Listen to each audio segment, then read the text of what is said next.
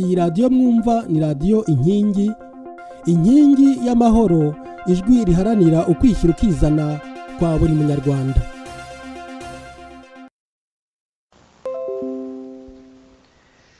bakunzi ba radiyo inkingi, nongeye kubasuhuza. ni Musabyimana Gaspard uri hano muri studio za radiyo inkingi Buruseli.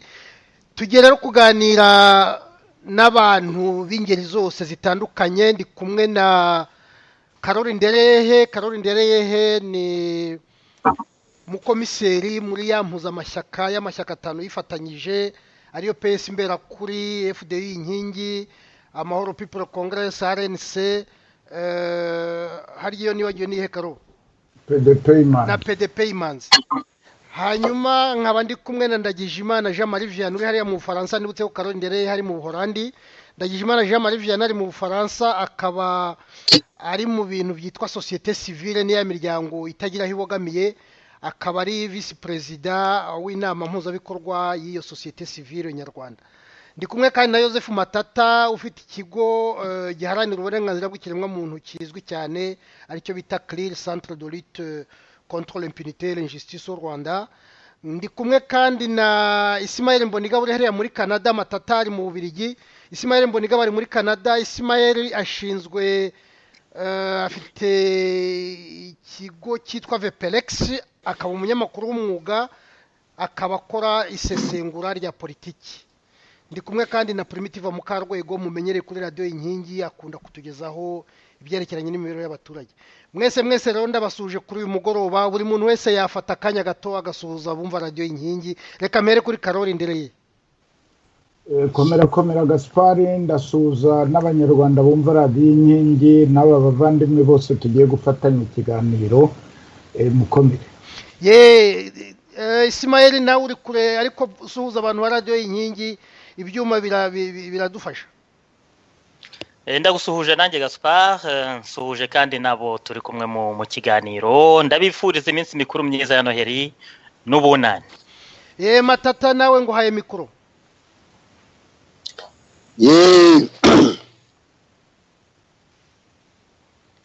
Matata no kugira no gufungura televiziyo yanjye.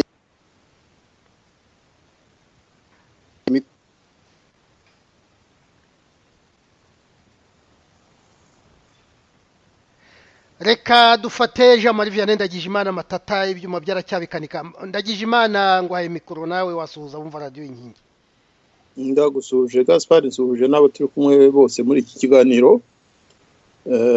nkaba nizeye ko ibyuma bikora neza mukaba munyumva. nibutsa gusa ko ni koko ndi vice president wa komite na biro y'inama mpuzabikorwa, nkaba ari nge uri n'umuvugizi wa CCSR, ariyo nama mpuzabikorwa ya société civile. Primitive nawe wasuhuza bumva radiyo Inkingi. ndabashubuje mwese abo turi kumwe muri iki kiganiro n'abumva radiyo Inkingi mwese muraho kandi mugire umugoroba mwiza. Matata rero aracyakanika ibyuma ariko naboneka nawe yarabasuhuza. kugira ngo rero dutangire, nabateguriye ikiganiro cyerekeranye n'uyu mwaka w'ibihumbi 2017 turimo turangiza. turawukozaho imitwe y'intoki turangiza, tugakoza nako imitwe y'intoki ku mwaka utaha w'ibihumbi 2018. interuro y'iki kiganiro ni ukuvuga tuti umwaka w'ibihumbi 2017 turimo turangiza udusigiye iki mu Rwanda rwacu rwa Gasabo. ese umwaka w'ibihumbi 2018 uduhishiye iki? ngira ngo uko mwese muhari muri abasesenguzi, muri nararibonye, ndagira ngo dufate iyo nteruro tuyisesengure turebe uko byagenze muri 2017 nuko bizagenda, kuko dushobora kubitekereza duhereye ku byabaye muri 2017 ko bitazaba wenda byakunze cyangwa se byarushijeho kuba byiza mu 2018. reka wenda mpereze tukwamo nkuru. Karoli ugomba kuba ari we mukuru utangira, utubwire mbese wowe ibihumbi 2017 uyu mwaka turangije, uvuze uti ndashaka kuvuga ikintu cyandashe, cyagenze neza, kitagenze neza, icyabiteye, watangira. urakoze Gaspard kumpa ijambo.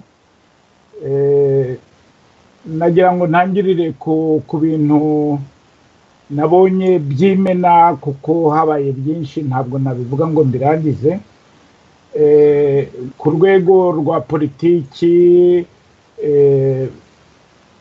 nk'uko wabivuze hari impuzamashyaka yitwa P5 irimo RNC, irimo FDI inkingi, irimo Amahoro, irimo PS Imberakuri, irimo na PDP Imanzi.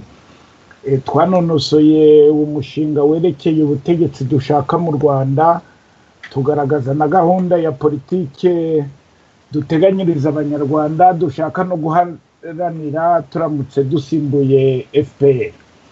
Aho ngaho rero navuga ko nyine hari abavuze ko batishimiye uko impuzamashyaka igenda buhoro, hari abagiye bayivamo bahitamo ubundi buryo, ariko twebwe twavuze ko dushyigiye demokarasi, ko nabo tubemereye rwose gukora ibindi, kuko iyo umuntu avuze ati ntabwo mvuga rumwe nawe, ni byiza ko wamugani yihitiramo uburyo abona bumunogeye.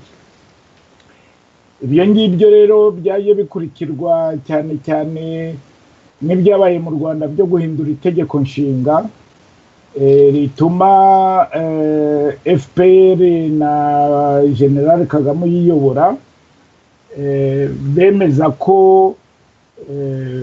bahinduye itegeko nshinga bagasa n'abimitse Perezida Kagame nk'umwami, ku buryo ndetse nubwo byatangiye kuvugwa ko yazabaho ubuziraherezo, yazaba perezida ubuziraherezo kugeza igihe azapfira. Ubwo ngubwo ibyo byihindura ry'itegeko nshinga biri mu kintu cyasize inkovu bizakomera kugira ngo zisibangane. Iryo hindura ry'itegeko nshinga rero ryaje rigaragaza cyane cyane byari bisanzwe by'uko Kagame yireba mu ndorerwamo akikanga ibyo yigeze gukora. Muzi ko iyo umuntu areba mu ndorerwamo areba ukuboko kw'iburyo akabona ukw'ibumoso k'umuntu umureba kandi ari we wireba. Ni uko nguko rero Kagame agenda atekereza ko abatavuga rumwe nawe iteka bagomba gushyiraho imitwe y'iterabwoba kugira ngo bahindure ubutegetsi. Akaba ari nabyo nkeka ko aragenda asa n'aho ariho abyerekeza gusa, kuko yabakomeye mu rwego rwo guhindura ubutegetsi banyuze kuri demokarasi. Ibindi kandi yakomeje kwireba mu ndorerwamo akibonamo, muzi ukuntu yahinze ubudehe mu bazunguzayi. Niba akeka ko ariho abantu bazaturuka hari bamurwanya, nk'uko yenda yaba yarabikoresheje, nabyo birashoboka. Ikindi, abana yibasiye gutwikira abana muri za ruhurura, abana batagira aho baba bicumikira muri za ruhurura. Ubwo nabo wabona bikanga, avuga ati wabona barimo baneka ntawamenya ibyabo. Ibyo nabyo bijyanirana no kwibasira za taxi, moto n'abandi bantu bavuga bati turarengana. Muzi rero ko hari hashize iminsi bashyizeho iriya ngingo iyo mu itegeko rihana code penal irya 461 na 463 bisa naho rikumira umuntu wese wagira icyo ashaka kuvuga, kuko bavuga ko uvuze wese aba ashaka kuvanaho ubutegetsi bwashyizweho bukurikije amategeko yashyizweho nyine na FPR.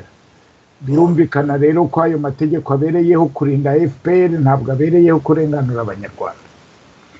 Ririya hindura ry'itegeko nshinga ryazanye n'abandi bashaka kwiyamamaza, barimo Diane Rwigara. Diane Rwigara rero yafunganwe na mama we, afunganwa na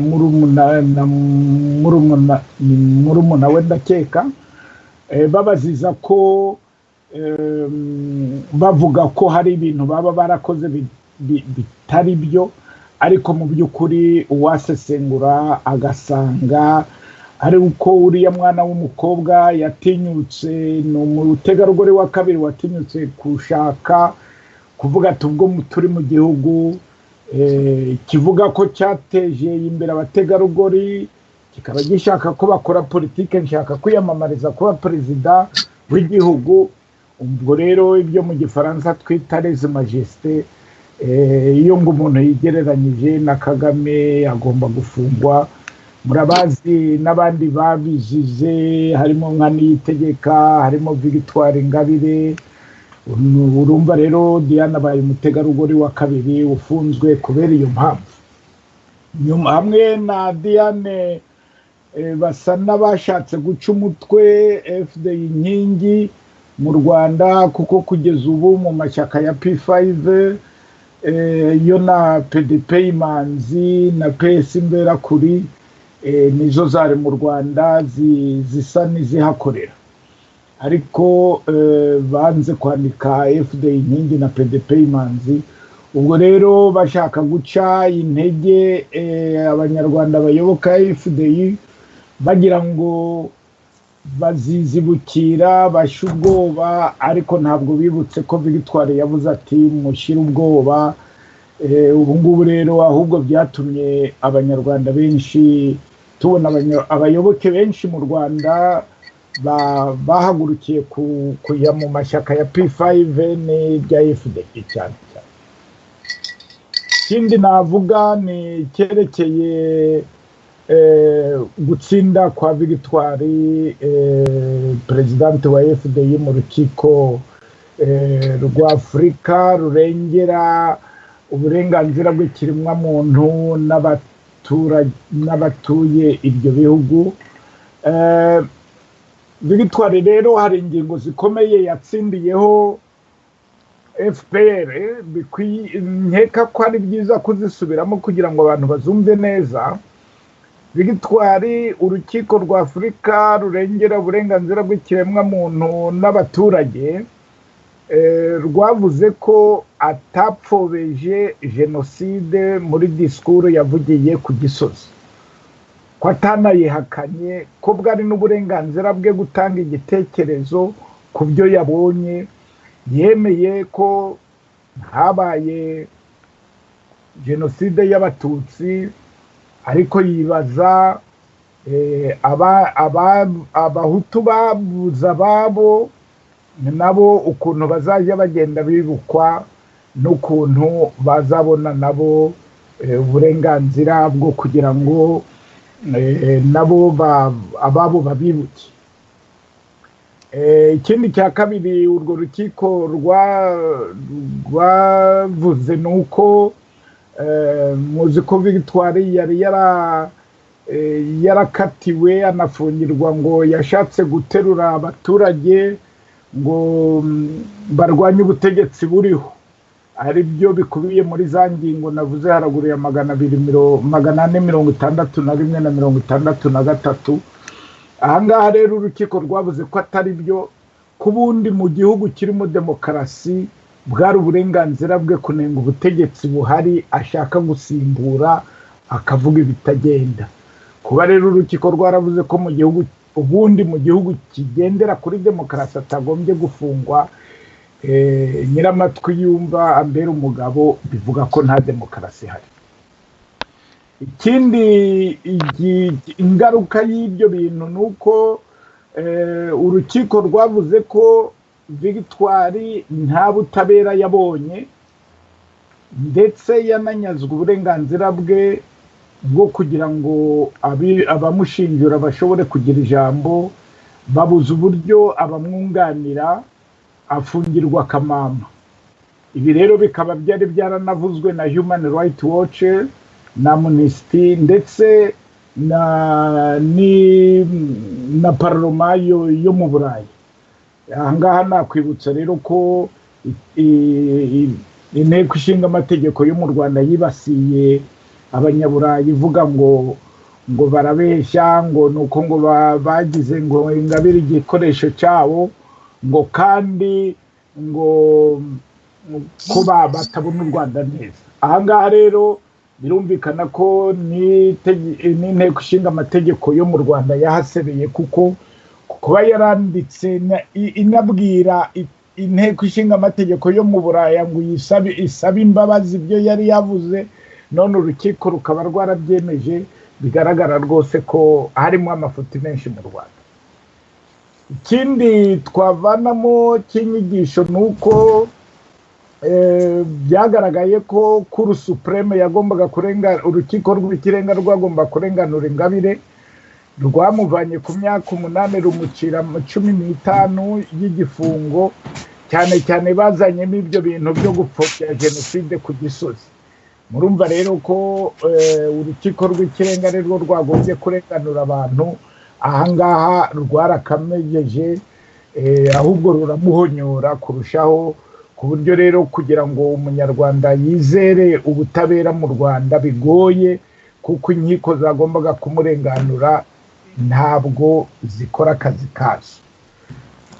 Reka ne kurambira yenda ne kubimarirayo rimwe, mvuge gusa ko ingingo ya nyuma nuko ejo bundi muri uku kwezi, nako ni muri uku kwezi, muzi ko Human Rights Watch yari iherutse gusohora raporo yerekeranye n'ihohoterwa ry'uburenganzira bw'ikiremwamuntu mu Rwanda, abantu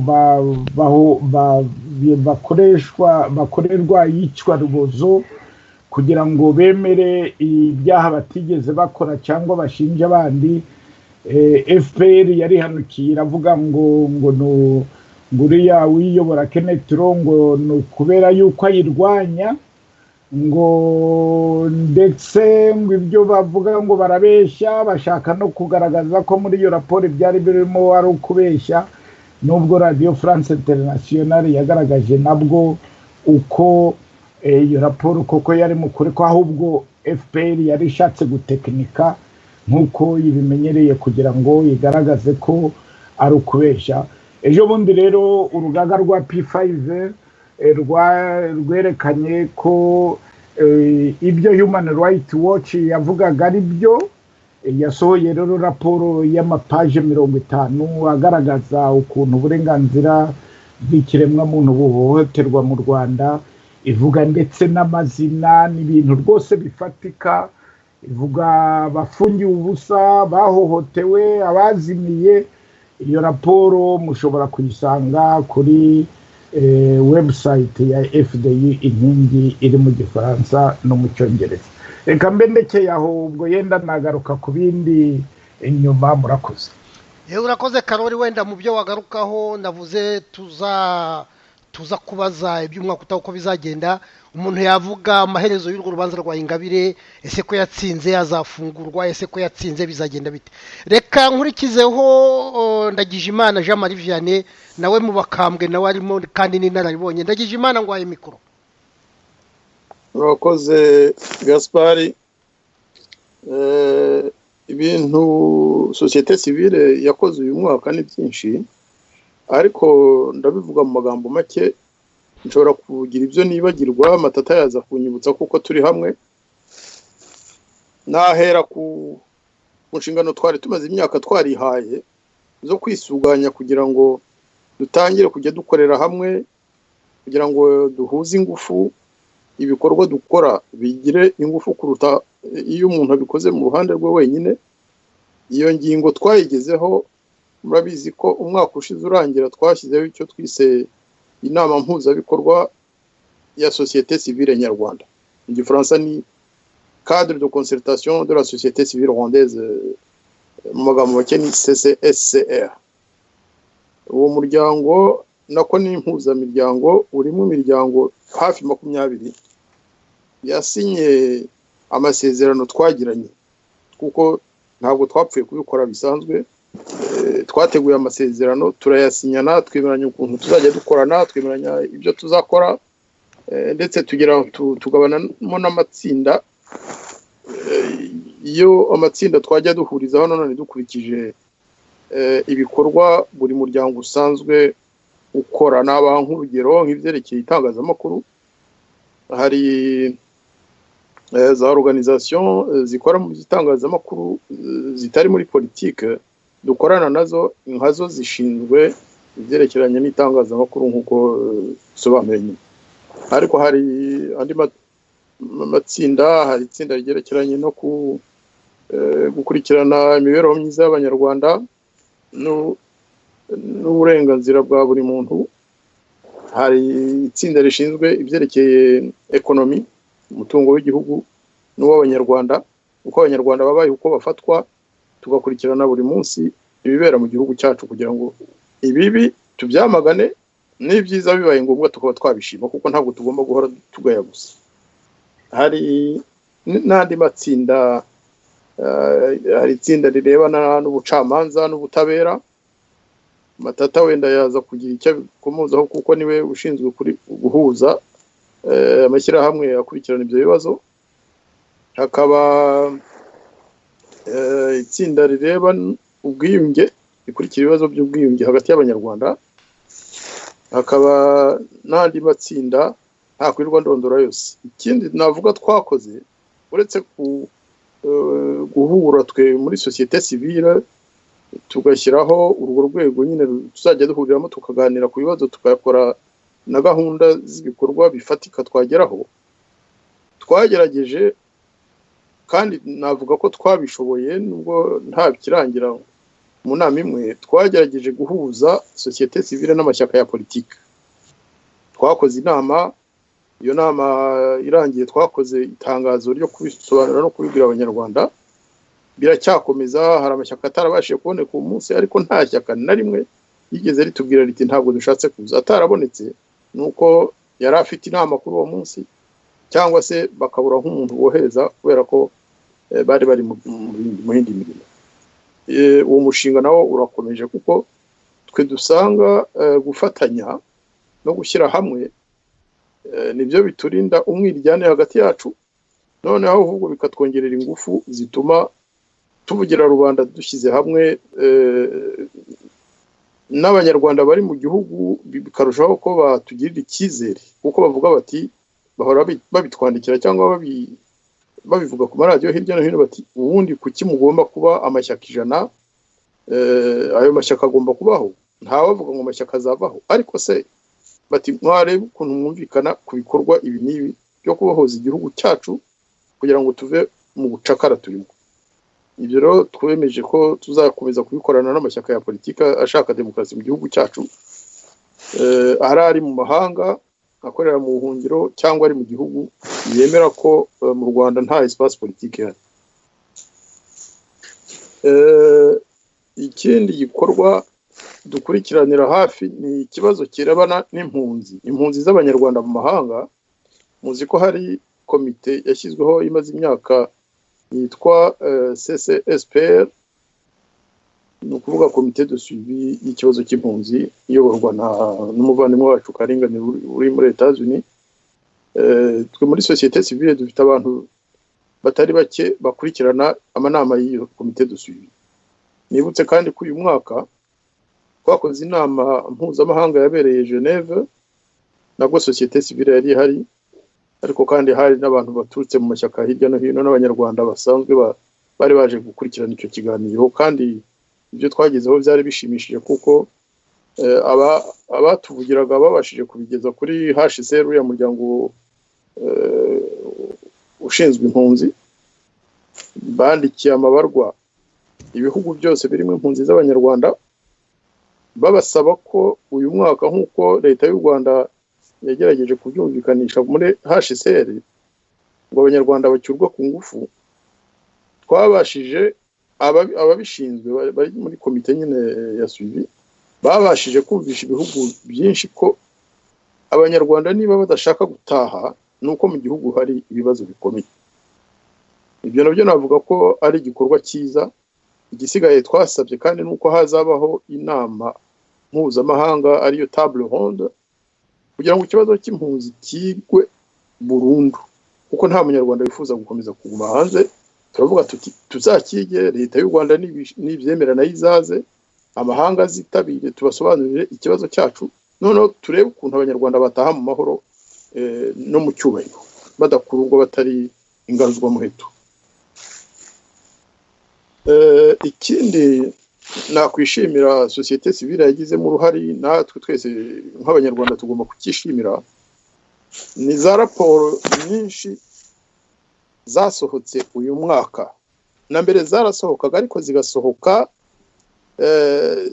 zitavuga ukuri kose, zikagira ibyo zihisha. Nawe uyu mwaka hari imiryango izwi mu byerekeranye no kurengera ikiremwamuntu nka Human Rights Watch, FIDH, CAT n'iriya komite ishinzwe torture yo kureba ukuntu leta zifata abaturage nabi, ziba yica urubozo, zica urubozo rubanda abaturage abo leta zitishimiye zikabica urubozo. Hari Amnesty International, iyo miryango uko ari ine mwarabibonye uyu mwaka yasohoye za raporo zikaze zivugisha ukuri, bavuga bati ibyo imiryango ya societe civile itubwira, kuko bari dufitanye za partenariat n'ibyo natwe twiboneye mu gihugu muri za nkete twakozeyo, nibyo bakavuga bati hari abantu bicwa, hari abantu bazimizwa, hari abantu bafungwa nta mpamvu, n'ibindi byose mwasomye muri ziriya raporo. N'ubwa mbere nabonye iriya miryango yose isohorera rimwe za raporo kandi zivuga bimwe, atari ugukoperana n'uko zose zakoze nkete mu gihugu. Ibyo ngibyo rwose twabyishimira nka societe civile, ariko n'abanyarwanda bose bifuza ko mu gihugu cyacu leta yubahiriza ikiremwamuntu. Ikindi navuga nanone nkaba ndarangije, turaza gukomeza nyuma. Nanone ni mu rwego rw'itangazamakuru. Itangazamakuru mwabonye naryo ko ryahinduye imvugo, cyane cyane itangazamakuru mpuzamahanga, itangazamakuru ry'ibihugu cyane cyane biriya bisanzwe bifasha FPR. Ubwo nashaka kuvuga Etats-Unis z'Amerika, Ubwongereza, Australia, Ububiligi n'ahandi. Cyane cyane muri Amerika no mu Bwongereza, biriya binyamakuru bikomeye cyane za New York Times, za Washington Post, za mu Bwongereza Herald n'ahandi hose, n'ubwa mbere mbonye bandika za articles zivugisha ukuri kubera mu Rwanda, kandi ntibigire icyo bihisha, bakavuga ati twabihagarariyeho, twakoze za nkete, abantu baricwa. Navuga ko ifungwa rya Diane Rwigara ryabaye nk'imbarutso nziza kugira ngo ibibera mu gihugu bisanzwe bififikwa bigaragare. Ibyo nabyo umuntu yabyishimira. Nanone ababazwa nuko umuntu afungwa ngo nukubera ibitekerezo byese yo mbere, ariko hari n'abandi ba Victoire Karori yabavuze. Ariko iriya fungwa ry'uriya mwana wacu byatumye bisanzwe bififikwa mu gihugu bigaragara neza. Ndabandikiye aho, ibindi turaza kugenda tubigarukaho, dushobora kuza kujyaho impaka cyangwa tukuzuzanya amakoze. Urakoze Jean Marie. Ubwo wenda muri 2018 ku gika cya kabiri uri butubwire niba ubona ibyo binyamakuru ko bihindura imvugo, niba bizatuma haba impinduka mu 2018. Reka ngere kuri Matata. Washoboye gukanika ibyo muratwumva? Joseph Matata, ntabwo mwumva Matata. Primitive uri harinye, watubwira nawe icyo wabonye muri uyu mwaka wa 2017 cyane cyane mu mero y'abaturage, ndetse n'icyaba cyarakurashe kugira ngo twumve ni mu 2018 niba hazaba impinduka muri ibyo bintu byerekeye imero y'abaturage. Murakoze. Icyo navuga twagarutseho kenshi cyane mu bijyanye n'amakuru n'ibijyanye n'imibereho y'abaturage, havuzwe ibintu byinshi, ariko ikintu gikunze kugaruka cyane ni ikibazo cy'uburezi. Ku burezi tukaba tuzi yuko iyo usanze ibiro byo mu binyamakuru bisohoka mu Rwanda usanga uburezi nta reme bufite. Ikindi cyakunze kuvuga cyane muri uyu mwaka mu bijyanye n'uburezi ni ifungwa rya za kaminuza, kandi zari zarahawe uburenganzira bwo gufungura abanyeshuri bazijyamo bariga, bamwe bakamaramo imyaka 2, imyaka 3, bamwe bari hafi no kurangiza, noneho izo kaminuza zirafungwa. Ibyo bibazo rero byateye navuga umuhangayiko ku rubyiruko cyane cyane, kuko abenshi baravugaga bati twatanze amafaranga turiga tuzi ko tuzarangiza, none amashuri barayafunze, nta mibereho tubona iri imbere, nta ubuzima bwacu busa nk'ubucitsemo kabiri. Abandi bakavuga bati kuki ziriya kaminuza bari barazemereye bakemera ko zifungura, noneho zageze hagati bakazifunga, ni ukubera iki? Icyo nabonye urubyiruko rwinshi ruvuga ni uko rubona yuko leta mbese iriho isa nk'iyibagirwa cyangwa ikirengagiza ibibazo by'uburezi, kubera yuko nko kuri kiriya kibazo cyo gufunga za kaminuza hari abo bijeje yuko ngo bashobora kuzababonera andi mashuri yo kuzigamo, ariko kugeza ubu ngubu nta binyamakuru biragaragaza yuko abo banyeshuri babonye igisubizo cy'ikibazo bari barabajije, kuko bashatse no kukibaza mu nteko ishinga amategeko kugira ngo barebe uko babaha igisubizo, kubona batangiye ntibarangize, bikaba ari ibintu rero ari ibica intege cyane cyane urubyiruko rwo mu Rwanda. Ikindi cyavuzwe cyane mu bijyanye n'uburezi ni ibintu byateye ubu ngubu mu Rwanda, ko abana benshi bagiye batwara inda, bikaba byaravuzweho cyane mu turere twose two mu Rwanda, mbese ushobora kugera ku bana bageze nko ku 16,000, kuko usanga muri buri karere nka buri cyumweru bavuga bati habaruwe abagera ku 2,000 mu karere ka Nyabihu, habaruwe abagera ku 2,000 mu karere ka Rusizi, mbese mu turere twose usanga ari ikibazo, kikaba nacyo ari ikibazo gikomereye cyane urubyiruko, kuko bariya abana bakiri batoya nabo bagikenewe kurera, kandi nta bushobozi bafite bwo kurera abo bana baba babyaye. Ikindi kibazo kibangamira cyane cyane bariya bana ni uko akenshi bahishira abantu babateye izo nda, kubera ko abenshi bari abantu b'abakire, abantu bakomeye, kuko ubundi bagombye kubitangariza ubucamanza, noneho bagakurikiranwa cyangwa bakarera abo bana baba babyeyi, ntibabarekere abo bana b'abakobwa bonyine. Ikaba ari ikibazo nacyo gica intege urubyiruko, mbese gituma buriya ireme ry'uburezi naryo rirushaho kudindira. Ikindi cyagaragaye navuga mu burezi ni uko abana b'inzererezi bakibaho. Ndumva Karoli yabikomojeho avuga bamwe batwikiye muri za ruhurura, nubwo u Rwanda rusa nk'urwipfuka mu maso rukavuga ngo rwakemuye kiriya kibazo cy'abana b'inzererezi, ariko buri cyumweru dusanga ko ibinyamakuru bitutangariza yuko hakiri mu turere twinshi tw'u Rwanda abana b'inzererezi, kandi nk'uko dukunze kubivuga ikintu gitera bariya abana kuzerera ni ubukene. Iyo bafite icyo barya iwabo ntabwo bahata amashuri cyangwa ngo bajye kuzerera. Ikindi navuga mu bijyanye n'imibereho y'abaturage ni ikibazo cy'amasambu, nacyo cyavuzweho cyane. Amasambu leta ifata bakayashyiramo nk'ibikorwa by'amajyambere ni byiza, ariko ibikorwa by'amajyambere ntabwo bigomba guca hejuru y'uburenganzira bw'abaturage, ndetse ngo ibikorwa by'amajyambere bijye no gushonjesha abaturage, ahubwo byari bikwiye gufasha abaturage gutera imbere, mbese bakishimira n'ibyo bikorwa, kuko nk'abaturage benshi bagiye bavuga bati ntabwo ibikorwa by'amajyambere iyo baje bakabiduturaho bagadutwarira amasambu batabanje kutugisha inama ngo natwe twumve ko ibyo bintu bidufitiye akamaro, ntacyo bitumarira, kubera yuko ari ibintu biba bikozwe mu gitugu, kuko n'abaturage bagera aho bakabivuga. Akaba ari ikibazo nacyo gikunze kugaruka, yuko batwara amasambu y'abaturage, ntibabahe ingurane zijyanye n'ayo masambu, cyangwa ntibagire n'icyo babaha na busa, bakabihurira bakababwira ngo aya masambu ni aya leta. Nabyo bikaba ari ibintu bibangamiye cyane cyane abaturage, nk'uko nari maze kubivuga. Ikindi cyavuzwe muri uyu mwaka gikunze kugaragara mu binyamakuru bisohoka mu Rwanda ni abantu bakora ntibahembwe. Ibyo ni ibintu bigaragara mu turere twinshi, mu turere twose two mu Rwanda, ko hari abantu kandi n'abantu bakorera leta, cyane cyane bariya abantu bakora mu bintu bariya baha akazi kugira ngo babahe imfashanyo.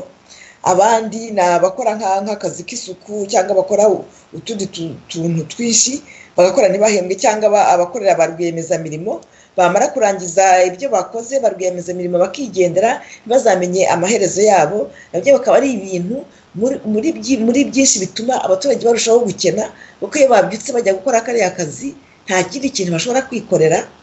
noneho ubwo kwezi kugashira barafashe umwenda cyangwa avuga ati ngewe ntegereje kuzahembwa nzajye gukora iki ngiki nzajye kwishyura amashuri y'umwana cyangwa se nzajye kwishyura na mituweli ya mafaranga akabura noneho wa muturage akarushaho gukena kubera ko nta nubwo yagiye guhinga mu murima wawe ngo abone icyo kurya ikaba rero ari uburyo iyo urebye usanga hari leta isa nk'ibikora ku bushake kugira ngo irusheho gukenesha abaturage.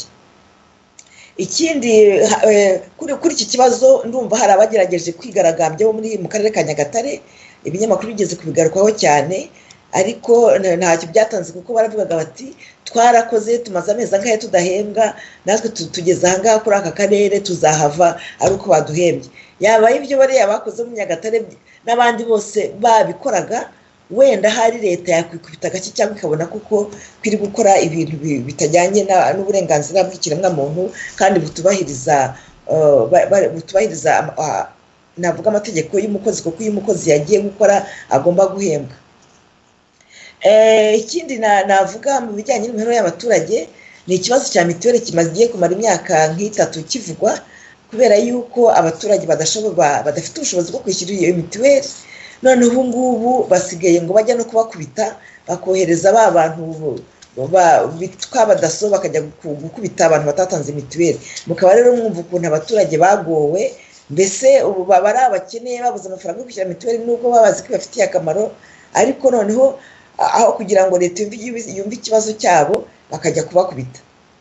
Ikindi cyavuzwe cyane cyane ni ikibazo cy'ingendo Perezida Kagame akunze kujyamo kuko hari abanyamakuru benshi bakunze kubyibazaho bakavuga bati kuki abona amafaranga yo kujya mu ngendo kandi hari ibintu byinshi bikenewe mu baturage hari ibintu byinshi byakunze gukorwa bakavuga ngo nta mafaranga aba ahari ariko perezida yashaka kugenda buri cyumweru akaba yagiye hariya akabona amafaranga yo gukoresha izo ngendo. Ibyo navuga rero byinshi mu biro abaturage ni byinshi cyane ariko iby'ingenzi navuga bikunze kugaruka bitagenda neza ni ibyo ngibyo mvuze mu magambo make ubwo turaza gukomeza mu gice cya kabiri. Yewe urakoze Primitive Matata sinzi niba yatwumvise. Matata uratwumva? Reka Ismael watubwira nawe mu isesengura wakoze uyu mwaka urangiye icyakurashe icyo unenga icyo wavuga cyakorwa ugereranije n'icyo turi bugereho kugeka cya kabiri umwaka utaha. Urakoze cyane Gaspard. Isesengura ryacu muri VPLX ryibanze ku bintu byabaye mu Rwanda muri uyu mwaka. Bagenzi banjye babikomojeho bimwe ariko reka mfate akanya mvuge kuri ibi bikurikira. Hari ikintu kirebana n'amatora yabaye mu Rwanda yagize Perezida Kagame umwami. Hakaba hari na biriya by'imanza zo kwa Barwigara n'abamambure ba FDU inkingi. Hakaba hari na raporo ya Human Rights Watch ngira ngo hari abantu babivuzeho abambanzirije babivuzeho. Hakaba n'iki kibazo cy'amakimbirane ikintu gisa n'amakimbirane avugwa hagati y'u Rwanda na Uganda. Hakaba n'ikindi kibazo kirebana n'abimukira bo muri Afurika bahindutse ibicuruzwa.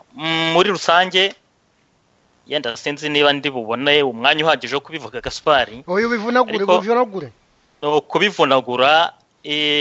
Twebwe mu masesengura yacu dukunze gukora ikintu amasesengura dukora kuri politike nyarwanda dukunze kugaragaza ikintu cya pessimisme. No kuvuga ko nta cyizere dukunze kubona mu mikorere y'abanyapolitike hanini tukabona bese nta garanti hari ejo hazaza dufite. Muzasanga rero amasesengura dukora ari ikintu cya challenge duha abanyapolitike ikintu kimeze nk'umukoro kugira ngo barebe uburyo bahindura mbese imikorere idatanga umusaruro. Ubwo rero ni nkaho ndiseguye muri make ku bintu birebana rero n'itorwa rya Kagame. Nta byinshi dukwiye kurivugaho kuko ubundi nta matora aba muri systeme y'igisuti. igisuti ni systeme ya fascisme tuvuga mbese niba nta opposition idashobora kugira ikihindura kuri gahunda za FPR amatora ntituyemera kandi iyo cyangwa se kavuga ite amatora ntagomba no kuba bitari muri bya bindi by'amatangazo kuri internet ahubwo bikaba byagaragarira nko mu myigaragambyo atari riya y'Buruseli gusa ahubwo ari imyigaragambyo y'i Kigali icyo gihe mumenye ko nta opposition muri make tuba dufite Primitive harahana kuboje mu kanya avuga ati abaturage bo muri Nyagatare ngira ngo nibo yavuze ati barambuwe none bafata icyebezo cyo kuguma cyo kujya ku karere bakahaguma mpaka babahaye utwabo bakoreye ati yiba nabandi bose bahohoterwaga bakajya bagira courage guhaguruka bakajya gusaba ibyabo urumva yuko mbese nibura habaye iyo forme mu mitwe y'abantu bakavuga bati ibi bintu ntitubyemeye bagahaguruka bigakorerwa mu gihugu icyo gihe rwose byagira icyo bihindura icyo rero tubona twebwe nuko ubona abantu bakora politiki ari nk'ibintu by'inzozi basa naho bagendera ku masengesho n'ibyifuzo bimwe bita les vœux pieux mbese mbona iyo nitegereje mbona nge nk'abakora opposition muri iki gihe ari abantu bagenda bahungura umukungugu aho FPR yanyuze numva ngo barakishakisha n'abantu bafite ambition ariko ntibaramenya icyo bisaba kugira ngo babe opposition nyayo ubwo ikintu kirebana rero n'amatora kwiruga umuntu atinda ngo ku matora ya Kagame no guta umwanya ntacyo bimaze reka njye ku kintu kirebana na ziriya manza za Diane urubanza rwa Victoire imanza z'abantu bo muri FDI Bwana André Karore ngira ngo yabisobanuye atanga n'ingero nyinshi ko mu Rwanda nta demokrasi hari zino ni imanza za politiki izi ni imanza za politiki nta kuvuga ngo ibyaha ngo kanakaregwa n'ibiki mwumvise yuko president ajya hari agafata discours hanyuma akavuga ati uriya bazungu bashatse gukoresha buriya ni bariya bose afunze bose avuga yuko bakoreshwa n'abazungu noneho ati ngewe ndagenda nkabafunga ati babandi babashutse bakahita bigira mu byabo ati bakabibagirwa izi ni imanza za politiki ubwo rero nkuko Musendenderehe yabivuze nta demokrasi dushobora kubariza mu Rwanda icyo kintu nagishimye kuba yakivuze gutyo nuvuga ngo ikibazo aho gikomereye rero usanga ari ku myumvire n'uburemere abantu baha situation iri mu gihugu bamwe ugasanga bashaka gutekereza yuko bishoboka kugenda bagahindura ibyo bintu kandi bazi inkuta zihari ntushobora guhindura systeme mu by'ukuri utayiha uburemere ikomeye uburemere ifite hari nk'abantu bakomeje kwibeshya ko mu Rwanda hari igitugu mbese bya bindi bita dictature bakibwira ko bashobora gukuzaho icyo gitugu kugikuzaho inzira za demokrasi nubanje mbyitegereje nsanga abo bantu bashobora gutegereza kugeza Yesu agarutse kuko bibeshya kuri system mu by'ukuri turi mu bihugu tuzimo demokrasi amatora araba ariko sinzi niba mwemera yuko naho haba igitugu ni nk'iki ngiki cya Donald Trump cyangwa se uriya Emmanuel Macron cyangwa se hano muri Canada witwa Justin Trudeau aba ni abanyagitugu kubera ko n'abantu bashobora no kuzavaho binyuze mu bintu by'imyigaragambyo y'abene gihugu hano iyo systeme babona itabashimishije ari cyo gitugu nyine barahaguruka bakuzura imihanda bakandika za petition kuri internet bakajya impaka mu nteko ishinga amategeko ubwo rurangiza ikaba amatora icyo gihe bakabirukanya umutegetsi wari uriho uwo nguwo niwe bitaga umunyagitugu kujya yakoraga batabyemera bitabashimishije reba Trump muzaba mureba bariya bazahinduka rubanda ejo bundi ariko bazakomeza banubahirwe yuko bategetse icyo gihugu muri kariya kanya k'intizo bahawe nuvuga ngo rero mu Rwanda abantu ntitugatekereze yuko Kagame ari umunyagitugu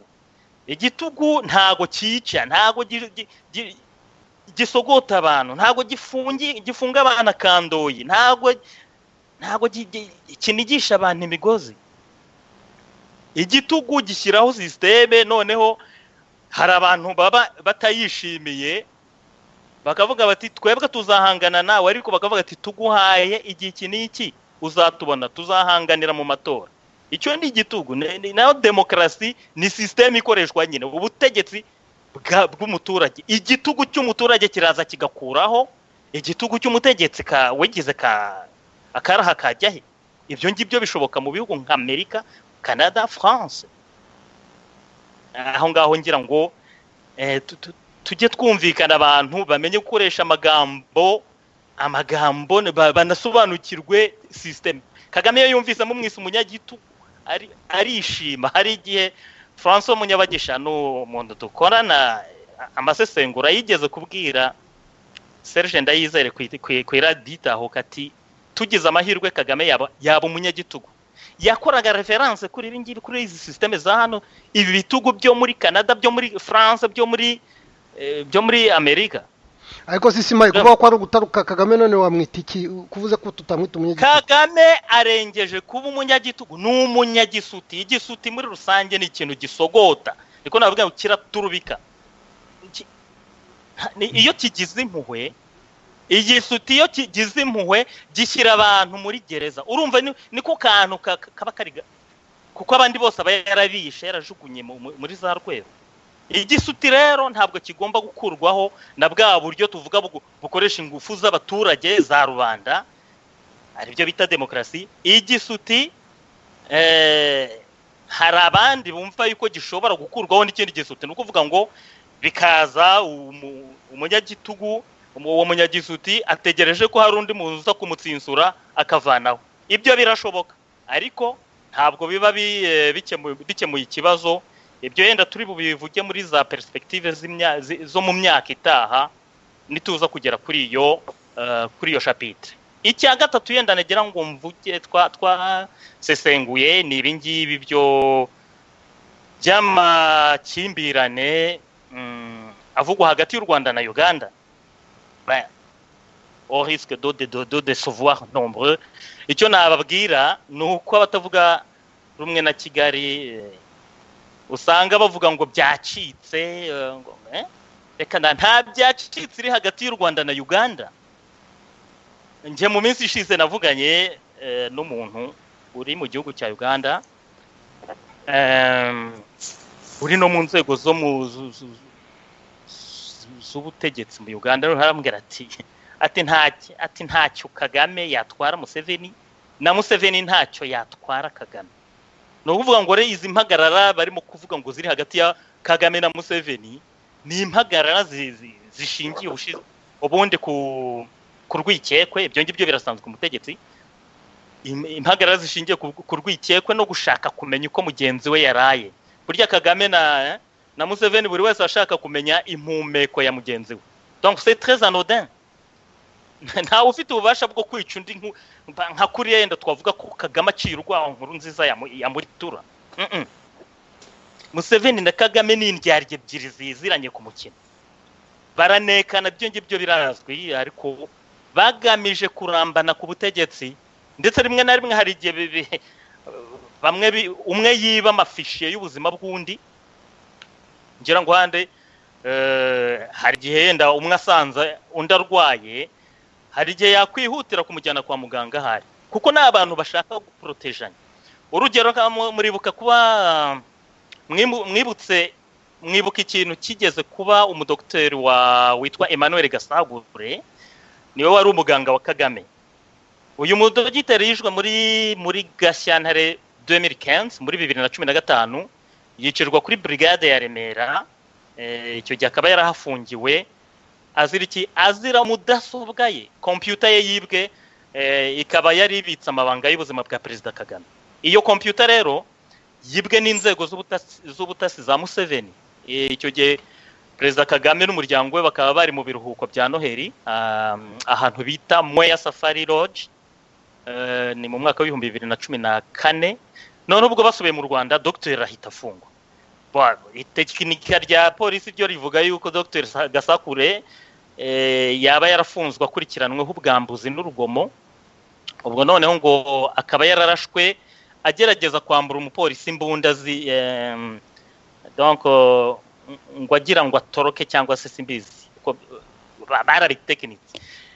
Izi mpagara rero zivugwa muri iki gihe aho intasi z'u Rwanda zijagata muri Uganda, ibyo ntago aragashye. No muri kasho z'u Rwanda huzuyemo abagande, hari nabicirwa mu nyine bikabirarangiye. Nta mpungenge rero abantu ziri hagati y'u Rwanda mu mubano w'u Rwanda na Uganda. Ikintu gihari n'ibintu byo bijijisha abantu nyine. Museveni akikomereza ubuzima bwe. Ejo muzaba mwumva bahuriye kuri Muhazi barimo barega inka zabo. Bon, ikindi twarebye mu mahugurwa yacu twavuze abanyafurika, izi mpunzi abimukira b'abanyafurika bafungiye mu gihugu cya Israel, hakaba n'abagizwe abacakara muri Libya. Muzi yuko Kagame ni umuntu w'umuhanga mu cyo bita hypocrisie, ni inshakura cyane. We yagiye muri Israel, bumvikana yuko agomba kuzana izo mpunzi n'aba Eritrean nabo muri Sudan, abenshi n'abake bo muri Ethiopia. Avuga ati aba bantu ntidushaka kubatuza hano, ese ushobora kubafata? Kagame rero we ibyo ngibyo nta kintu bimubwiye. Nubwo u Rwanda rufite ubutaka butoya bwo gutuzaho abaturage babwo, rukaba rutera ibiryo bihagije byo gutunga abaturage barwo, ariko yaravuze ati mpereza abo bantu n'ibihumbi 40 by'abimurikira bafungiye muri Israel. Kagame arabakiriye, ahita agirana amasezerano na Premier Ministre Benjamin Netanyahu. Abo bantu bakaba bazajya buri wese u Rwanda ruzajya rufata ibihumbi 5 kuri buri muntu wese winjijwe mu Rwanda, n'ayandi 3,500 ngo buri wese azajya ahabwa muri izo mpunzi, buri wese azajya ahabwa nta argent de poche yo kujya guheraho ubuzima mu Rwanda. Ese yo bazayabaha mu by'ukuri? Ibyo simbizi. Kagame rero ni inshakura, ibye azi gucungaho inyungu ze ziri. Uhereye kuri genocide yabaye mu Rwanda, mwabonye ko yayikoze mu bucuruzi. Ubu ni umukungu wo mu rwego rwo hejuru, nyamara usanga ari abantu bakeya bazi uruhare yayigezemo. Izi ngorwa rero z'impunzi nazagiye kuzinjirizaho miliyoni zisaga magana 200. Ahasigaye azazohereza aho ashaka zijye kwirwanaho. Izizarokoka nizo zizabwira zene wabo kuko Singapore ya Afrika nta mikino ibamo. Ibyo ni muri bike rero twafashe umwanya wo gusesengura. Gaspard, ubwo ndi bugaruke mu kanya.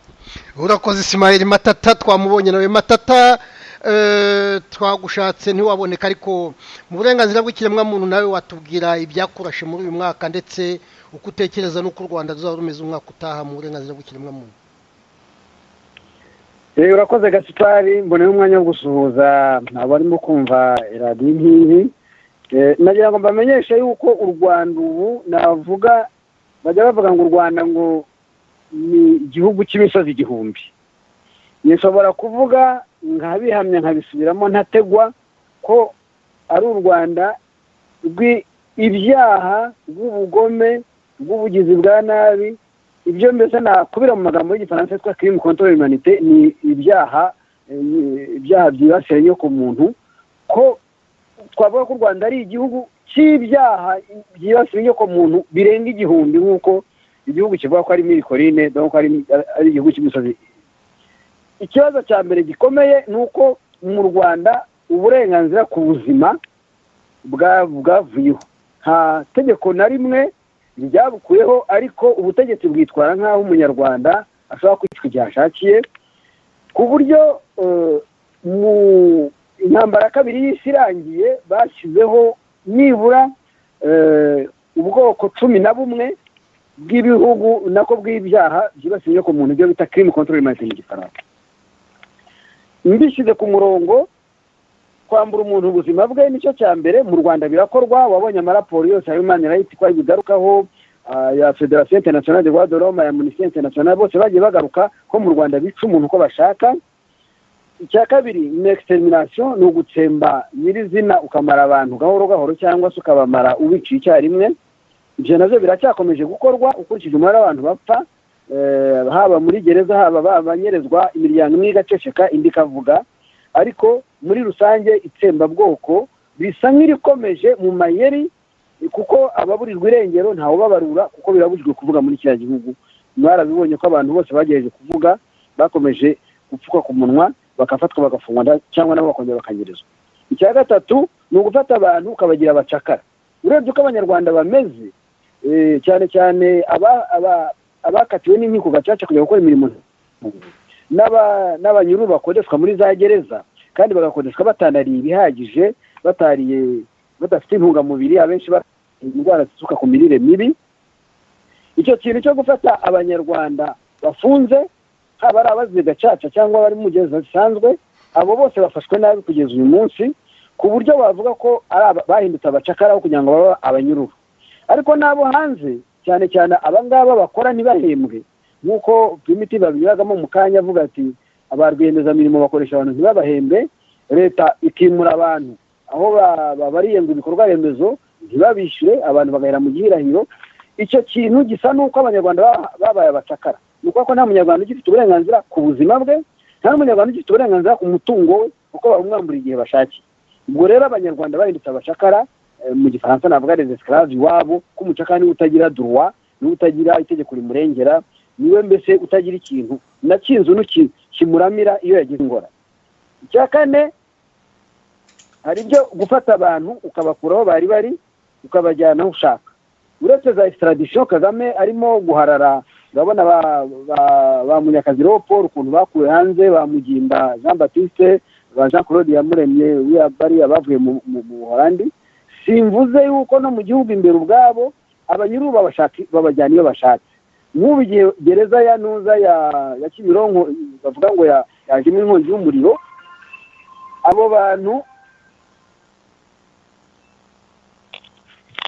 abo bantu bose nta na rimwe ubumenyi iyo babimuriye, imiryango yabo bakomeje bashakishira heba, ku buryo navuga ko ari za transfer force, ari uburyo bwo kudeporta abantu udashoboye kumvikana nabo cyangwa ngo ubajyane aho imiryango yabo iherereye. Ibyo nabyo byarabaye mu Rwanda muri uyu mwaka n'umwaka ushize dayo. Hanyuma cya kane, gufata abantu ukabafungira igihe ushakiye, ukabafunga mu buryo batakatiwe n'inkiko, ugafata umuntu akitaba kuri buri gade ukagenda ukamuherana, akaba iyo ngiyo, bene wabo bakabirwa n'aho afungiye hariho, bakazenguruka bakamuburira irengero, bakarira bakihanagura. Ibyo bintu byo gufunga abantu babafungiye ahantu hazwi cyangwa hatazwi nabyo byarabaye. Wabonye cyane cyane nka bamwe mu bayoboke ba FDI ko bafungiye ahantu hatazwi.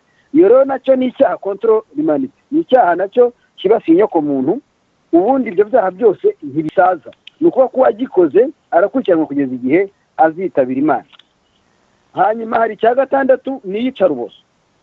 Iyicarubozo mu Rwanda byahindutse mode de gouvernance. Ni ukuvuga ko abaturage batari muri gereza barakubitwa, bagakubitwa n'abarokari defense n'abadasugiye bashakiye, inkeragutabara zirakubita abantu bose mu Rwanda, apfa kuba ari umutegetsi, meya, gitifu, abo bose baraza bagakubita abaturage, ku buryo iryo terabwoba rirahari. Ibyo yicarubozo umuturage wari wese ashobora gukubitwa akavunagurwa.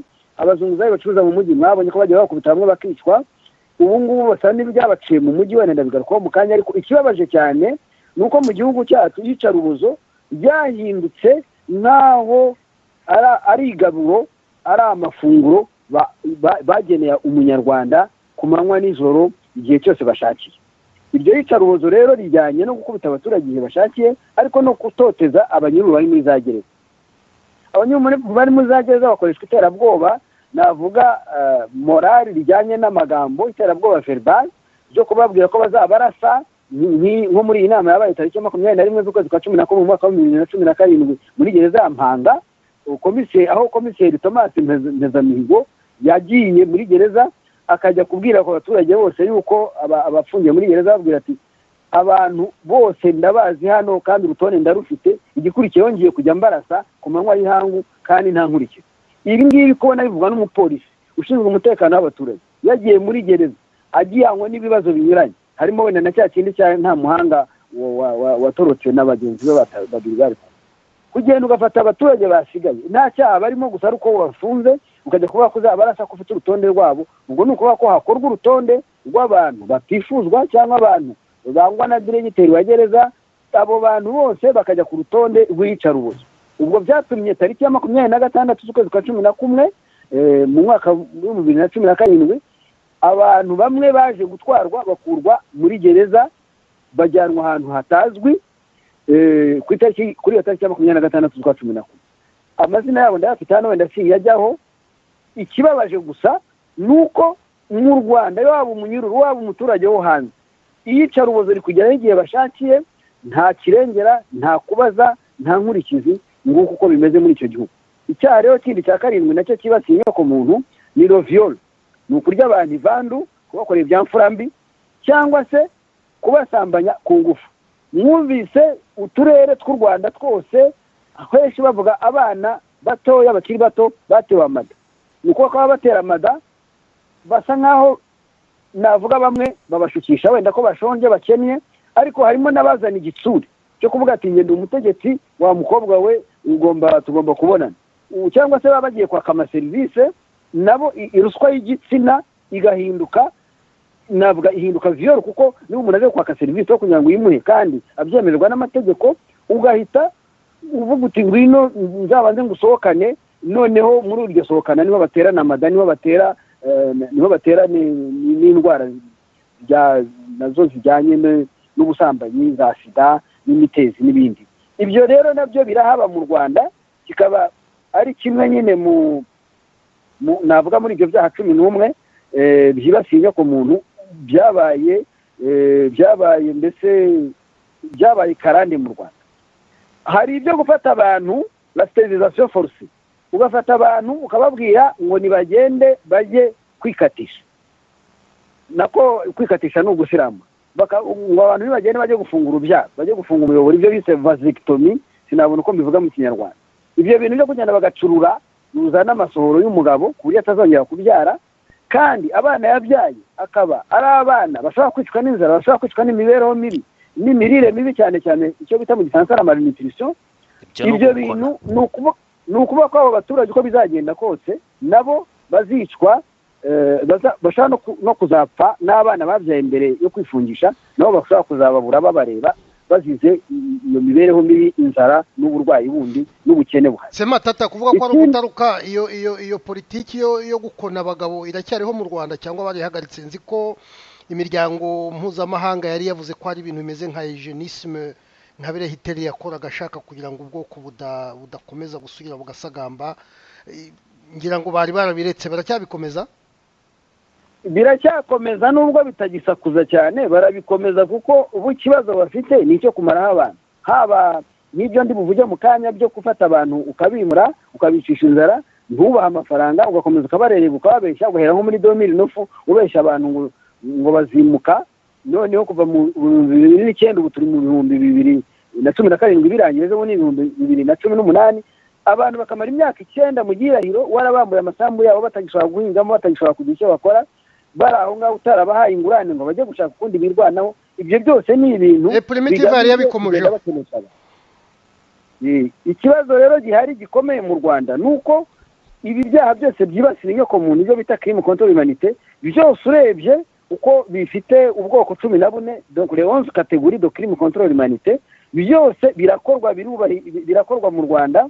Ubwo nanijye kugera ku cya 8 ni ugufata umuntu ukamutoteza umuhoye ubwoko bwe, umuhoye groupe ethnique, umuhoye idini rye.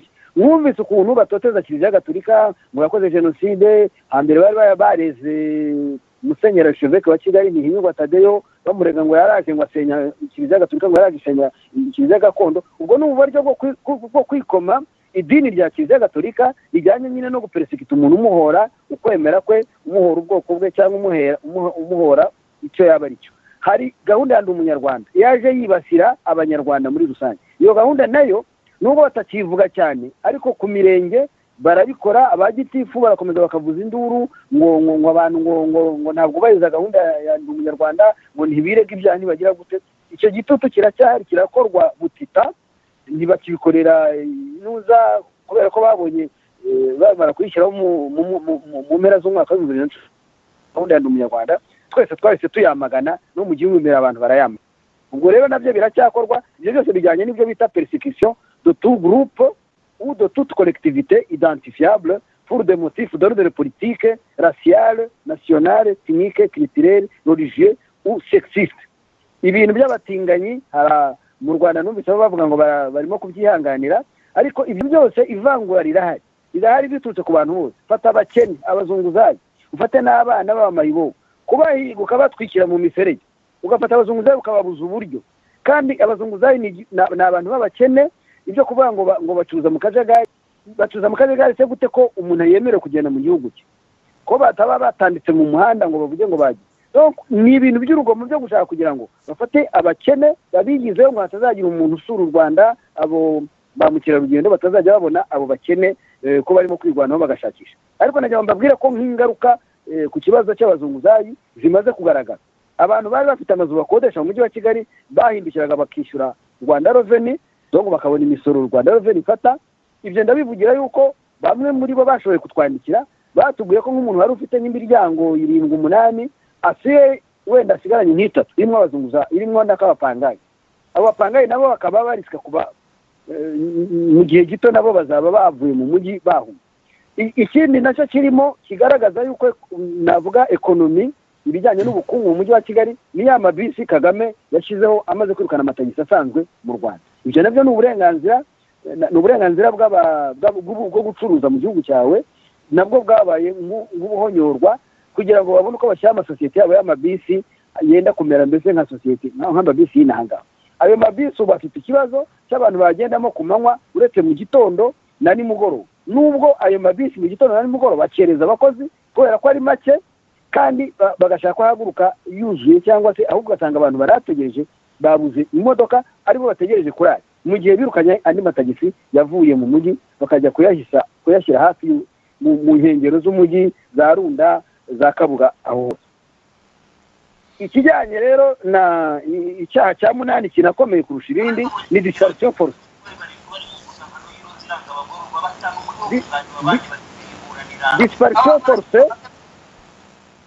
Disparition forcée ni ukuvuga inyerezwa ry'abantu. Inyerezwa ry'abantu rimaze gutera inkeke muri kiriya gihugu. Mwabonye ko nta muntu ritageraho. Inyerezwa ry'abantu ni icyaha gikomeye cyane, kuko gituma umuryango, ba nyiri umuryango bahangayika, bakababara, bakibaza, bakayoberwa abantu babo bagiye. Noneho icyo gihe ari uwabuze uburenganzira bwo buba bwagiye, ariko n'umuryango nta mahoro ushaka kugira igihe cyose batarabona umurambo, bataramenya amakuru y'uwo muntu wanyerejwe. Ibyo bintu bya disparition forcée mu Rwanda birahari, bireze, nk'uko ba Kagame babikoraga i Bugande. Iyo ndwara bayizanye mu Rwanda barayikomeza. Matata uvunagure. Ndavunaguye. Icyaha cya 10 les actes de ségrégation, nk'uko nari maze kubivuga mu kanya, muri cadre institutionnalisé. Ibyo ngibyo bafata domination d'un groupe. Nk'ubu mu Rwanda urebye abayobozi bose henshi mu nzego zose usanga ari ubwoko bumwe bw'abatutsi. Ibyo nabyo ni segregation ihari, ikintu kimeze nka apartheid. Icyaha cya 11 icyo ni cyo ngiye kurangirizaho muri ibi byaha, muri izi kategori z'ibyaha control humanité, donc ibyaha byibasiye ku muntu. Icya 11 ni ugukubita abantu, ni ukufata abantu ukabafata nabi, ni ugufata abantu baba ari mu giturage cyangwa bazanye ibintu byabo mu masoko, bakuye ibirayi byabo bagira ngo babigurishe, ukagenda ukabafata ukabafunga, kandi ntawe ujya gufunga adakubiswe. Umuntu yahinze imyaka ye arayigurisha kubera ko ashonje, ko afite ikibazo. Ibyo bintu bakabibambura, kandi bakabibambura mu buryo babakubita kugira ngo abaturage babatere ubwoba. Kuko ikibazo cya torture mu Rwanda iyo bagikora, ntabwo bagikora bavuga wenda ngo barashaka kugira ngo ubabwize ukuri, ubone icyo bita mu Gifaransa les aveux. donc ubone usobanura uko ibintu byagenze, ahubwo babikora kugira ngo abaturage barusheho kugira ubwoba, kuko nta muntu n'umwe udatinya inkoni, cyane cyane ko inkotanyi iyo zikubise abantu zirabavunagura, uwo zikubise ntiyongera no kugira icyo yimarira. Numva wenda ndangirije ku bijyanye n'ibyaha bigera kuri 11 byibasiye inyoko muntu, dusanze byose mu Rwanda babikora, ku buryo twavuga ko icyo gihugu cy'u Rwanda ari igihugu twakwitwa ko ari igihugu gifite ibyaha nyoko muntu birenga 1000 bikorwa muri ako karere, bikorwa mu gihugu cyacu, kandi amategeko ntashobora kurengera abaturage. Ibyo birababaje cyane. Urakoze Yozefu. Reka tumaze kuvuga isaha hafi n'iminota 8, reka dufate igika cya kabiri. Mu gika cya kabiri buri muntu aravuga iminota 2. Iki gika cya kabiri rero no kugira ngo turebe ese mama uyu mwaka ugiye kuza w'ibihumbi 2018 dushobora kwizera ko ibyo bintu byose mwavuze ikirere kirimo gikeyuka ku buryo umunyarwanda ashobora kuvuga ati mu bihumbi 2018 nzarya ndyame ntareba hanze ntakebaguza. Reka twongere duhere kuri Karoli Ndereye. Urakoze Gaspard. Biragoye muri politiki, cyakora twe ntabwo tujya dukora gahunda ngo y'umwaka umwe, ejo bundi arega mu 2018 ni mu kwezi kumwe. Icyakora icyo twe twiyemeje ni uko muri uyu mwaka w'ibihumbi 2018 tugomba gutera intambwe. Nk'uko Mbonigaba yabivuze, biragaragara ko kuvuga ngo tuzarwana inkundura ya demokarasi gusa nta mwanya usigaye wo kubikoreramo. Abantu rero bagomba kwicara bagatekereza, bakavuga batese ubundi buryo bwakoreshwa n'ubuhe, twabigenza gute kugira ngo ibintu bihindukire, kuko biragaragara ko FPR na Kagame nta wundi muntu bazemerera kujya kubasimbura ku butegetsi binyuze muri demokarasi. Abantu rero bagomba kureba uko bagomba kubigenza. Akaba ari nayo mpamvu nishimiye na kiriya gitekerezo Ndagijimana yavuze, kuko abantu ubu ngubu ikintu kigomba kubashishikaza ni ukureba ukuntu buriya butegetsi bwa FPR bwavaho. Gusa igikunda guhangayikisha ari nacyo muri P5 twiga, turavuga tuti ese abantu aho ntibazavuga ngo n'ubundi ngo muzaza ngo mube nkabo. Aho ngaho rero niryo pfundo P5 yiyemeje kuzapfundura muri uyu mwaka wa 2018. Ni gute P5 yakwemeza abanyarwanda ko izaza igasimbura FPR kandi ntikore nk'ibyo yakoze, ahubwo igaha abanyarwanda urubuga rwo kwishyira bakizana muri demokarasi, umuntu agatungwa n'utwe, umuturage akagira umurima we, agahinga ikintu ashaka, umunyeshuri akiga mu ishuri ashaka. Biriya matata yavugaga byo kuvuga ngo abana b'abakire cyangwa aba FPR nibo bazarengerwa gusa bikavaho.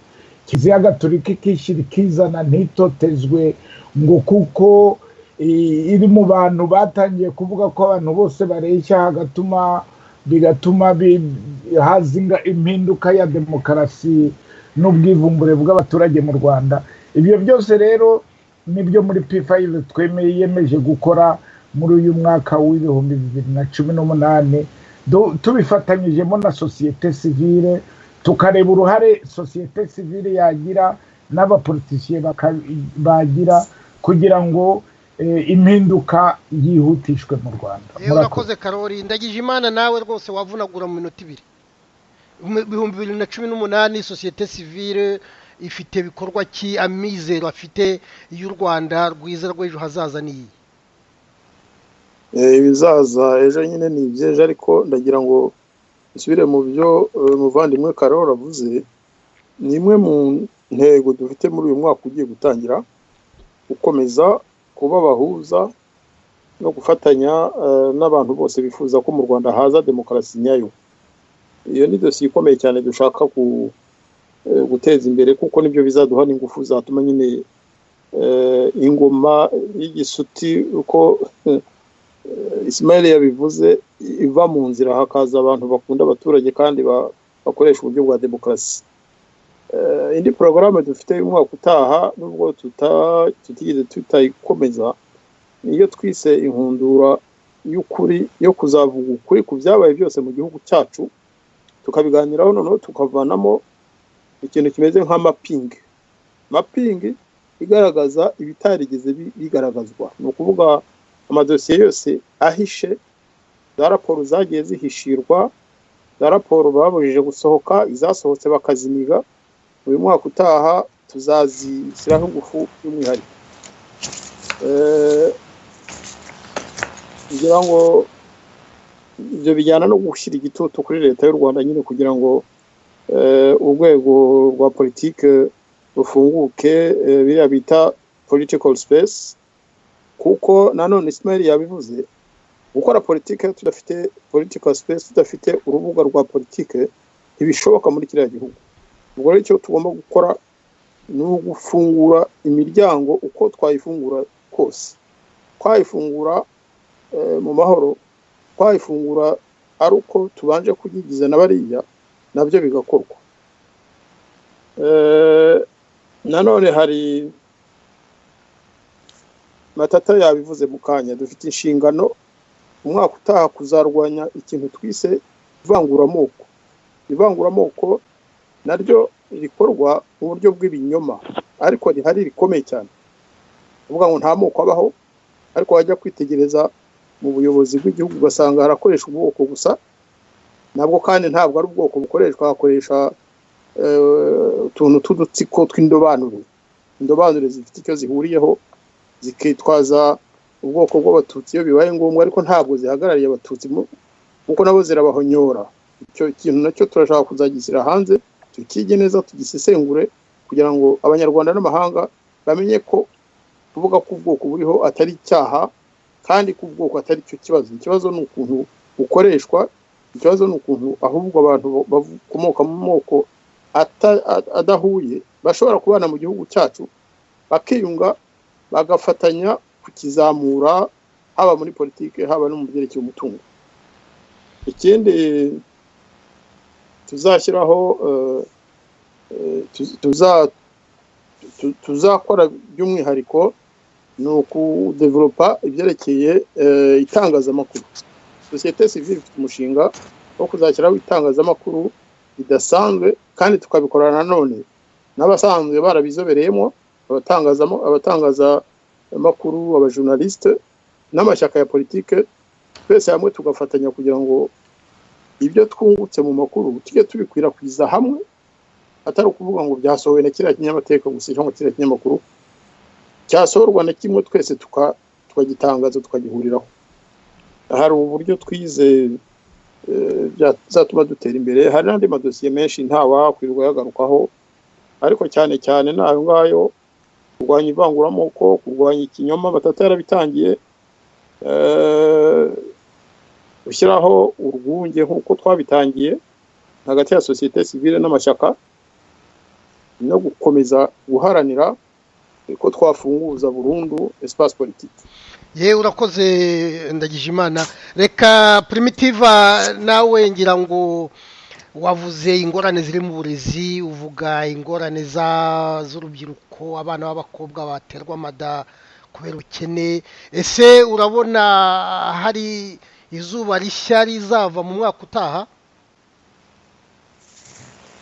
urakoze kuvuga ngo ndabona hari izuba rishya ntabwo navuga ngo nta cyizere mfite kuko iyo umuntu akiriho ushobora kwizera nkaba nizera yuko mbese ari nacyo nifuriza cyane cyane urubyiruko rwo mu Rwanda yuko bazajya barangiza kwiga bizeye yuko bazashobora kubona akazi kandi bahora babivuga ariko ibyo ngibyo kugira ngo bigerweho nuko leta niyo igomba kubaha icyizere igashyira mu genamigambi yayo ibintu bijyanye n'ibibazo birebana n'urubyiruko kandi mu genamigambi ya leta igashyira cyane cyane imbere ikintu gishakira urubyiruko akazi kuko kurangiza ntubona akazi nicyo ni ikintu gikomeye cyane kandi ni ikintu giteye agahinda kuko urubyiruko rwinshi rwo mu Rwanda bagera kuri miliyoni zingahe n'abashomeri kandi ntabwo bashobora gukomeza kuzaba abashomeri kuriya.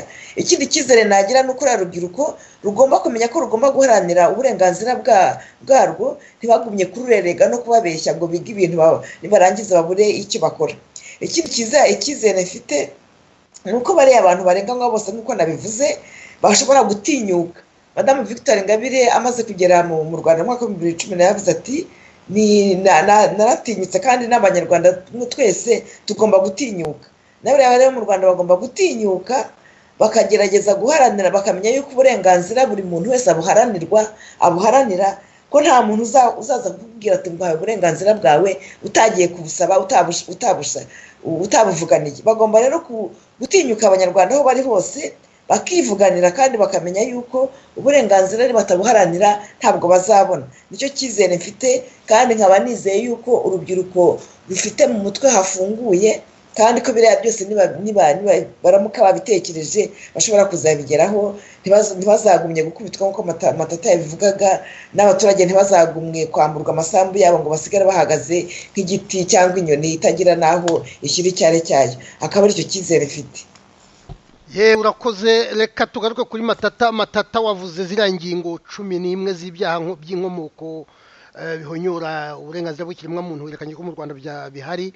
Ese umwaka utaha urumva Matata biriya bintu bishobora guhagarara? Hagomba iki kugira ngo bihagarare? Mu magambo make ariko iminota 2 natanze gusa. umwaka utaha bizarushaho kuba nabi kubera ko ubukene n'igihombo leta ifite kandi mu buswa bwayo itashobora kwisobanurira. Maze kuvuga yuko kuba abazunguzayi benshi baravuye mu mujyi wa Kigali bimaze guteza igihombo abakodeshaga amazu mu mujyi wa Kigali, bigatuma mbese ubukungu buhungabana mu mujyi wa Kigali, kugera no ku mabisi yabo ya ba Kagame yirukanye amatagisi asanzwe mu Rwanda. Donc mu mwaka utaha ubukungu buzarushaho kugenda nabi. Abo bazunguzayi n'abasigayemo nabo bazaba wenda bamaze kwiheba cyangwa baravuyemo cyangwa barishwe n'inzara cyangwa barafungiwe mu bigo. Ni nacyo kintu kinakomeye. Ejo bundi nabonye Madamu Mukabaramba Alivera arimo kuvuga yuko ngo bagiye kongera ibigo ngo byo gufungiramo inzererezi. Ni ukuvuga ko mu Rwanda inzererezi ni iki? Ni undi muntu wakeneshejwe cyangwa wambuwe ibye cyangwa wahindutse umusanzaburi, donc wahindutse umuntu utagira aho atuye kubera kumwambura imitungo ye, kumurabuza bakamubuza uburyo. Abo nibo bitwa inzererezi cyangwa abana babakomokaho. Bavuze rero ko ibigo by'inzererezi bazabyubaka, hari icyo bazongeraho gishyashya, ariko n'ibisanzwe ngo bazabyagura. Mwabonye nahoze numva kare yuko ikigo cya polisi gishari barimo kucyongera. Niyo barimo kongera ikigo cya polisi ni ukugira ngo barusheho kongera abapolisi mu gihugu, noneho barushaho gukanda uburenganzira bw'ikiremwamuntu ko abapolisi bose ntabwo ari abo guharanira amahoro, kubera ko abantu baranyirizwa, abantu baricwa buri munsi. Abo bapolisi bo mu gihugu nta kamaro k'umutekano bafite, ahubwo nibo bashinzwe kuwica no kujya gutoratora no gushombashomba abaturage, mu kubatesha umutwe, mu kubahondagura, mu kubavunagura.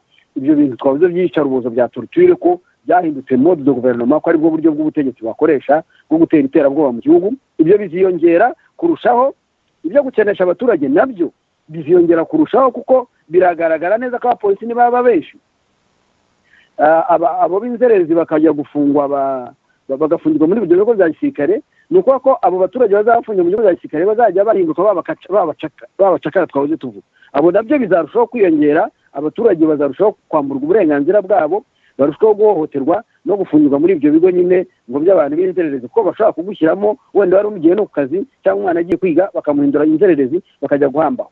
Ntibirumvikana ko abo bantu nibamara kugera muri ibyo bigo bashobora kuba bajyanwa muri Kongo kujya gucukura. Mwumvise ko muri Kongo ngo batangiye kuhabona ngo ibintu by'imidugudu, ibintu bya village ngo bituwe n'abanyarwanda bafite abapolisi babo, bimeze mbese nk'ibintu bya colonisation byo kujya gufata ingwate igihugu kindi, ugafata amateritwari ukayagira yawe, bimeze nka colonisation z'abayahudi bakora muri Palestine. Ibyo nabyo birimo kuvugwa n'abanyekongo, nahoze mbibona kuntu. Ni ukuvuga ko u Rwanda aho kugira ngo rutange amahoro mu bihugu duturanye, ruzakomeza rubishotore, ruzakomeza rwanduranye, ku buryo abanyarwanda ntabwo mbona ko hari amahoro bafite hano. Abanyerondo nabo bashinzwe mu mutekano w'u Rwanda, ko buri rugo baruca amafaranga y'umutekano. Abanyerondo ntacyo bamaze, kuko ahantu henshi barica, baherutse kwica umuntu hano ku Gitega kandi abanyerondo bahari.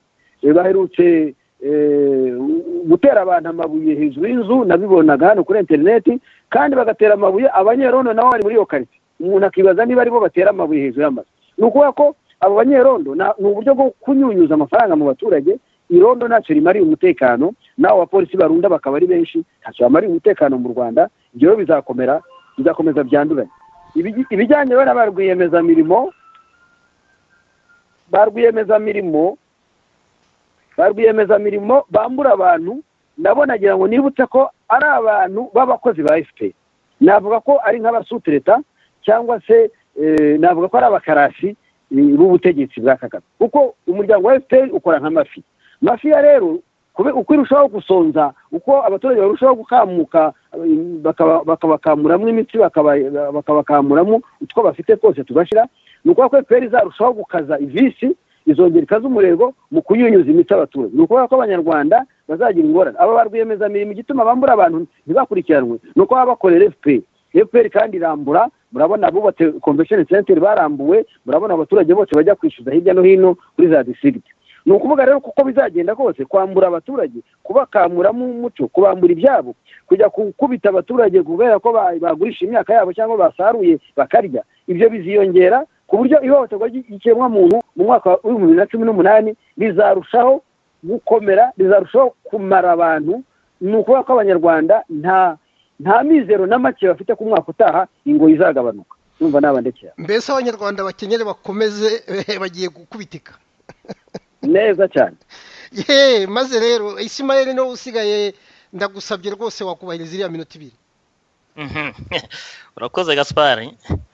Ibibazo nako ibisubizo ku bibazo by'u Rwanda ntago ari ikintu tugomba gutegereza vuba hangaha. Gusa icyo navuga nuko abavuga ko bakora politiki muri opposition baracyaducanga. Hari ubwo nigeze kuvuga ko badukiniraho urusimbi. Baba abari mu butegetsi Kigali, baba n'abavuga ko bakora politiki muri opposition, abo bose usanga basa n'abadukiniraho urusimbi.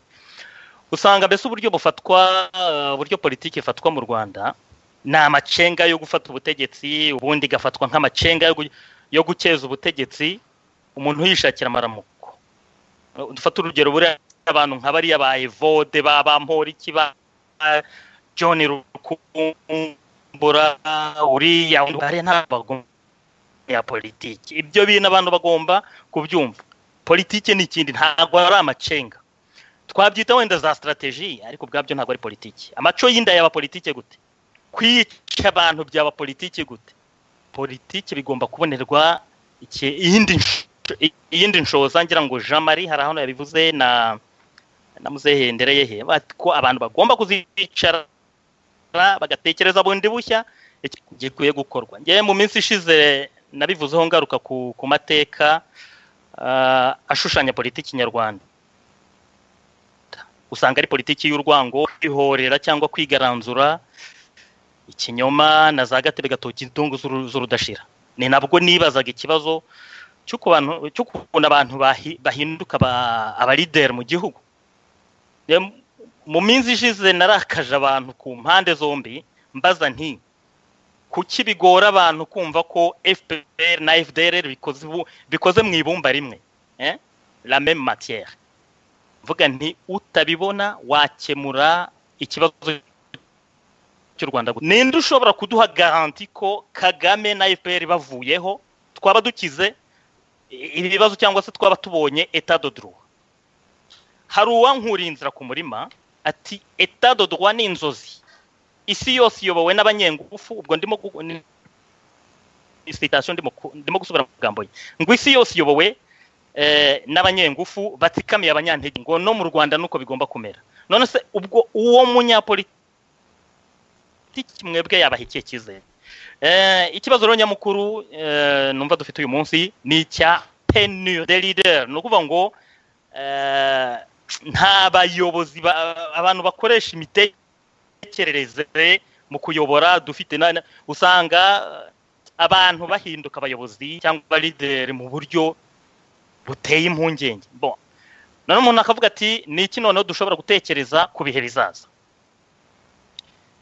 Ese u Rwanda twifuza ni urumeze rute? Muzehe Karori nawe yigeze kubivugaho avuga ko mu mpuzamashyaka bakoze ikintu kibenze nk'umushinga ariko yemera ko hari benshi batabyumva dongo hari benshi bitanyura harimo nabo bari kumwe bagiye Kagame nawe rero usanga yisekera bakora politiki ese abashaka guhindura ibintu bazanyuraye mu kirere se mu mazi se ibyo niho ihurizo riri yabisubiyemo ejo bundi muri kongere ya FPR ati cyakora banteye ubwoba nabari imbere atababo hanze bo nimwibagirwe ubwo rero cyo dufite inyota niki muri rusange twese c'est une paix durable et pour cette paix durable hagomba kuba icyo bita révolution intellectuelle munuvuga ngo abantu bakiga amateori yo kureba igihugu bundi bushya bitari bino abantu birirwamo byo kujya gushaka imyanya n'ibyubahiro